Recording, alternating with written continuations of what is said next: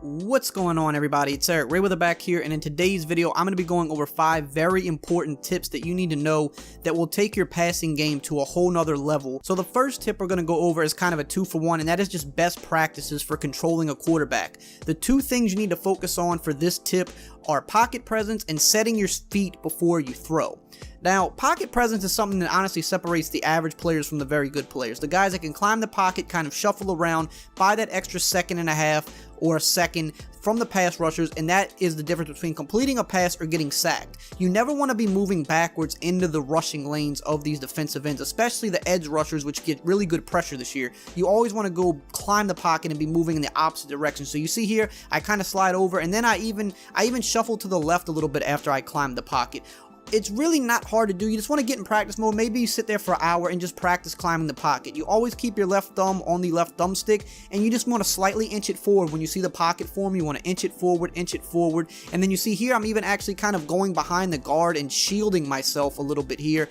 And what this is going to do is just buy me more time, and then of course I set my feet and I deliver an accurate throw. I'm not kind of panicking or getting happy feet. I'm always making sure that my feet are set before I throw. You see here again, I climb the pocket again, deliver, pass underneath. Not maybe the best pass. I probably could have went deep again there, but just showing you that I climbed the pocket. I had that opening. I saw it there. You want to kind of just take notice of the pocket with your peripheral vision. You want to always be climbing. Here's a good example. As you saw the edge rusher starting to come off the edge, I climbed the pocket, and that allowed Peters to get more hands on him. You see how he's getting this instant win off the edge? This is something that good pass rushers do. So instantly when I see this out the corner of my eye, I know that I got to start inching up, because if I stay right here, or like average or below average players, what they'll do is start moving backwards, because it's kind of a natural reaction to say, oh, something's coming toward me fast, I'm gonna move backwards. But what I would be doing if I moved backwards is I would be moving right into his rushing lane, and I'd be making it easier for him to sack me. So while he's getting this aggressive rush up the field, I want to move in the opposite direction of him. He's coming my way, so I'm going in the opposite direction,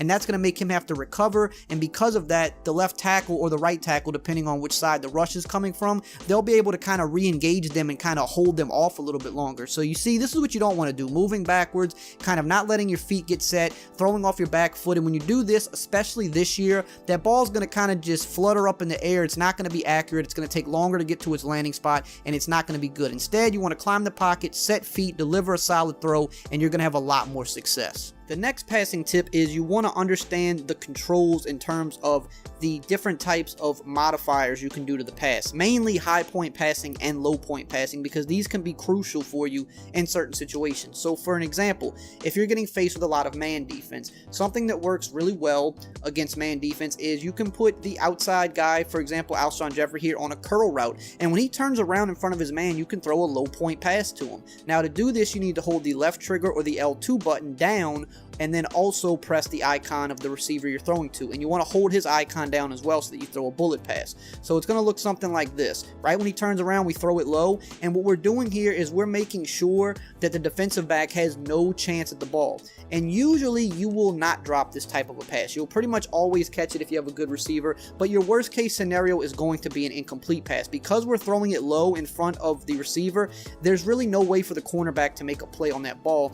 But a lot of times people will just throw a regular bullet pass at them, and those passes, while maybe still not getting intercepted a whole lot, they can be intercepted a lot more often. You see there, we're actually going against a cover 2, and the same thing still happens. If we throw a regular bullet pass, there is still a good chance that that cornerback has enough time to get in front of the ball and go for an interception. But because we're throwing it low, it doesn't matter. He can try to make a move on the ball, but he just can't simply get to it. Now, in terms of high point passing, this is something you want to take more advantage of in the red zone, like inside the 10-yard line specifically, where it's really hard to score, and they work best on things like post routes or deep in routes or things of that nature. So we're going to back out here and actually try to find just a better play to showcase this, because you want to have specific types of routes when you are throwing these types of plays. So here we got a nice little post route in the middle. So we're going to go ahead, and we have Alshon Jeffrey on that route, so that'll be a little bit better, because you want to also, make sure you go into your better receiving targets. So you see we have the post there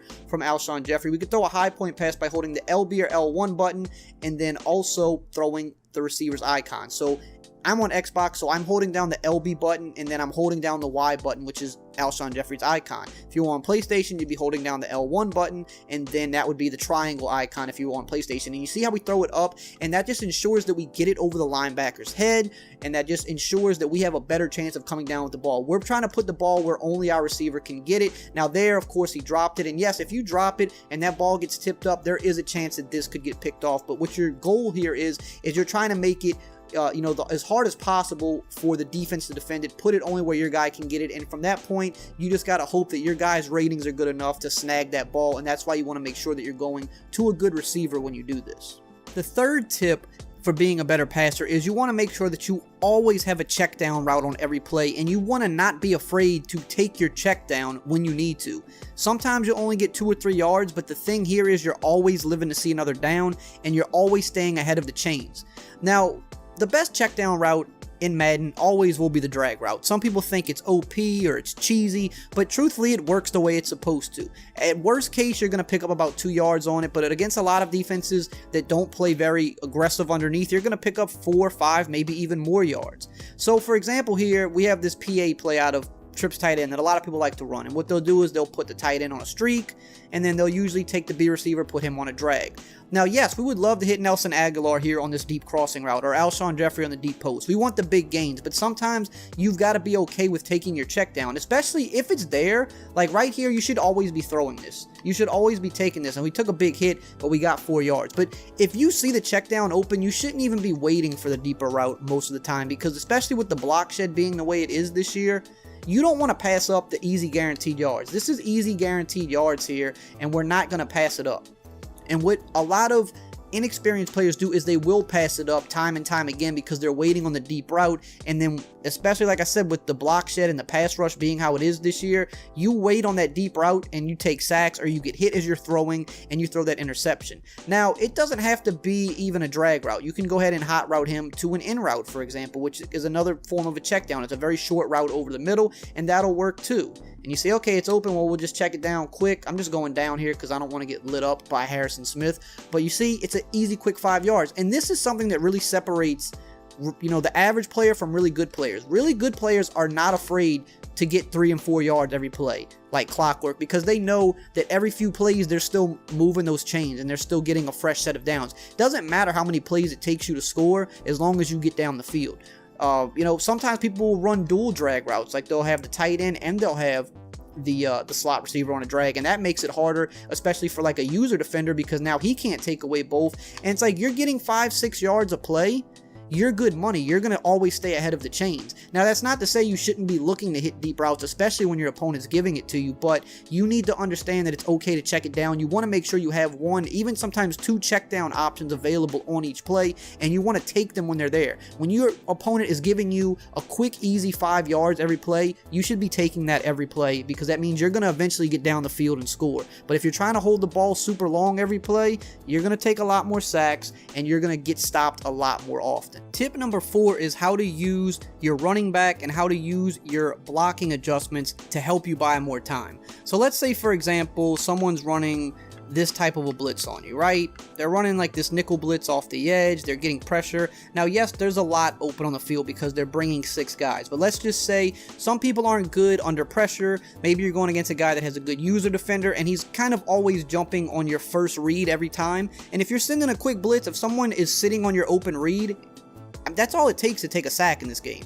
As long as he guesses right, you're going to take a sack. So let's say you see this guy's coming off the edge. Let's just pretend that the first guy you're looking at, he's just sitting right on him. And you just freeze up, and you're like, man, I just can't beat this blitz. He's just sitting right where I want to pass, and this guy's just coming off the edge every single time. Every time he's coming off the edge, and you're taking sacks.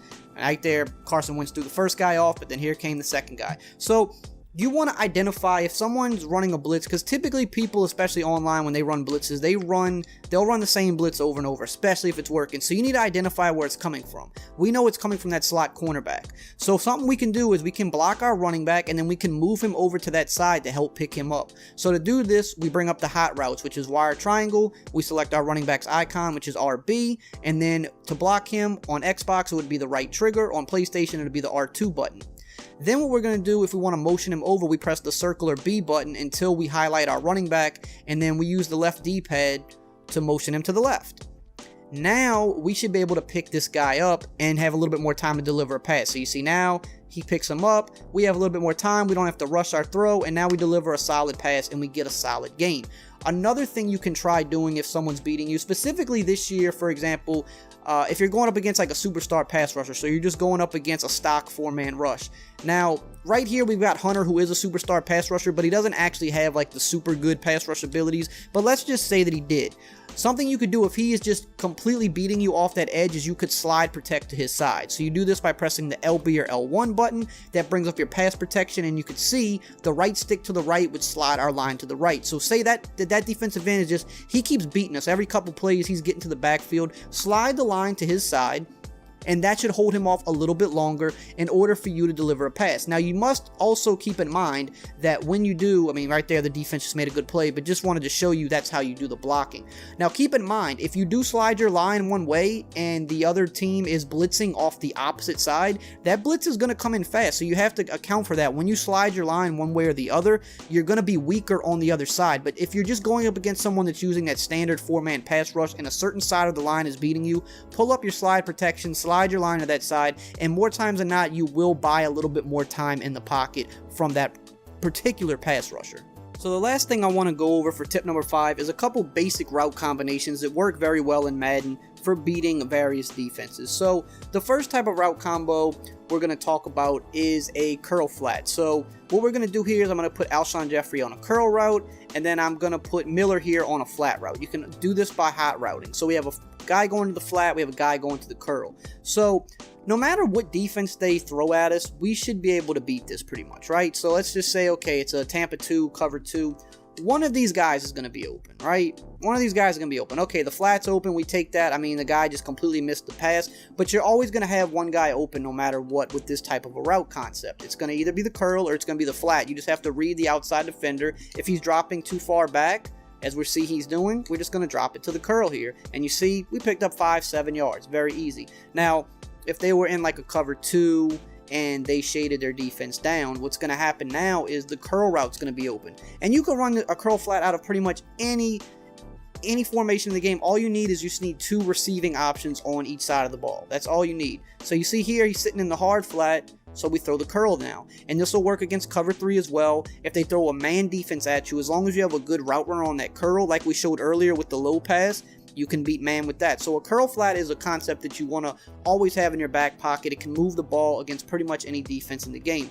The last one I want to show you here is what we call, in Madden, people usually just call this just like a typical like flood concept, but it works very well against zone defense. So what you want to do is you want to find a play with a corner route where you have 3 receiving options on one side of the ball. Typically, the gun bunch formation is the best formation for this. And what you're going to want to do is you're going to want to have a streak, a flat, and a corner route on the same side. Now, you can hot route a streak and a flat route, so you just need to find a play that has a corner route. And then you see Jeffrey here on this back end, we can go ahead and like hot route him to a comeback or a curl, just in case it's man defense or something like that. We know that he could beat man on the back end. But what we really want to look at over here is this flood concept to beat zone. So okay, we see the flat's wide open, we take the flat, we go up the field, we get 4 to 5 yards. We probably could have actually got a little bit more, but he got that really bad spin catch animation. But nonetheless, we're still picking up easy yards. Now here we're going to run a cover 3 with the defense actually shaded down.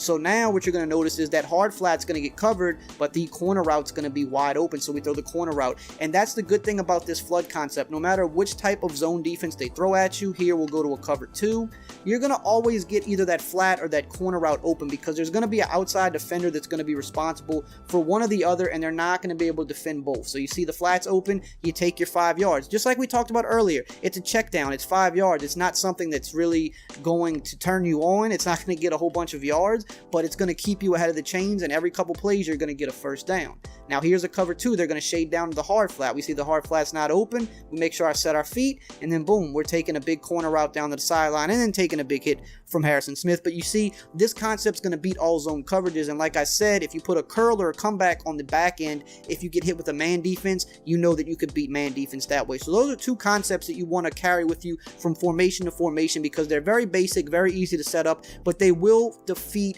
the bulk of the stock coverages that you will see in the game. That's all for today. I hope you guys enjoyed this video and found it helpful. If you did, as always, you know the drill. Just like, comment, subscribe, and I will see you guys next time.